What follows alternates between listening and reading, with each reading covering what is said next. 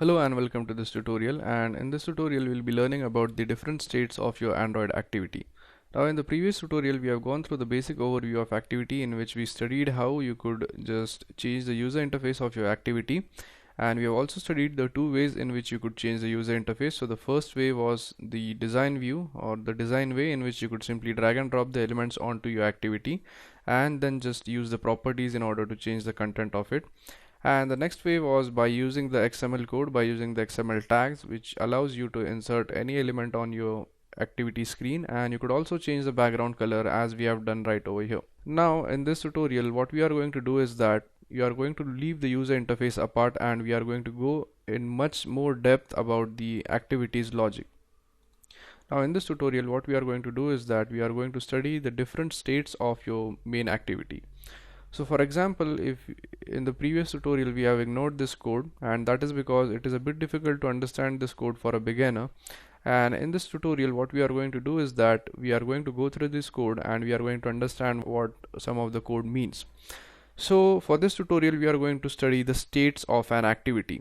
So for example, as I've explained in the previous tutorial, this code is the brain of your Android application. So it handles everything, it handles each and every activity, and it is also used in order to manipulate the data. So what happens is that this activity right here which we have created, which is named as the main activity, it is basically a subclass of a main activity class which contains all the methods which are used in order to run an Android application. Now if you have some basic understanding of Java, then it would be easier for you to understand these things.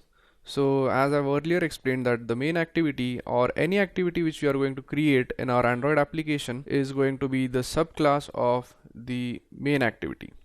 Now in this case it is typed as public class main activity extends app compact activity. So this thing right here, which is the main activity, is inheriting some properties from the app compact activity, and the thing is that this app compact activity is also a subclass of the most important activity which contains all the methods. So basically we could say that the main activity is indirectly accessing all the properties from the most important or the superclass activity. Now what happens is that when you run your activity goes through a certain number of states. So for example, when we are loading up your application onto your emulator, what happens is that this main activity enters into the first state, which is called as the onCreate. And onCreate is nothing but a state in which your activity starts creating itself. For example, the onCreate state is basically used in order to set up everything for your activity. So this onCreate is basically like loading, it is used for loading up the content on your application. So it sets the layout, it adds the text boxes and all the widgets which we have used in our application. So this is one of the states of our application, and an Android application or the Android activity has a lot of states. For example, it has on create, on destroy, on pause, on resume, and all those kinds of states. And if you want to develop Android applications, so it is the basic requirement that we understand all these stages. Now in this tutorial what we are going to do is that we are going to study all the states one by one by printing the log information on our Android application, so that we could understand how the Android activity enters from one state to another. So what we are trying to achieve is that we are trying to print out the current state of our activity onto the output screen or onto the emulator. So in order to do that, we'll need to import some classes.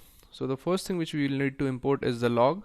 So in order to import it, we type import, then we type android dot util dot log. And if you're familiar with the basic concepts of Java, you might have understood what I've done here. I've basically imported the log package which is present in the android.util, and this basically allows us in order to print out the log info.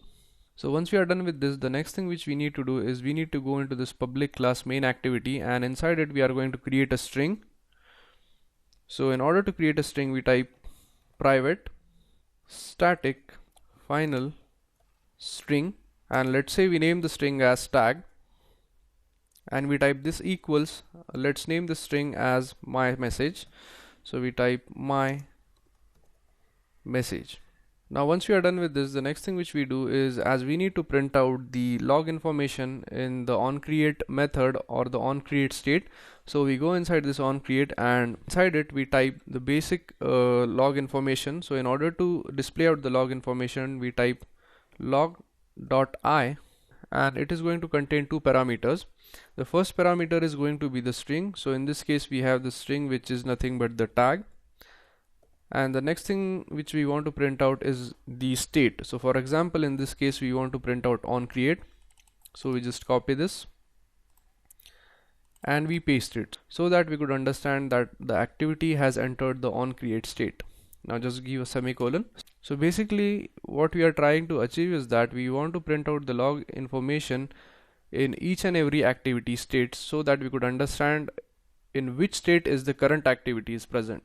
So in the next tutorial we are going to add some other activities such as on resume, on pause and on stop.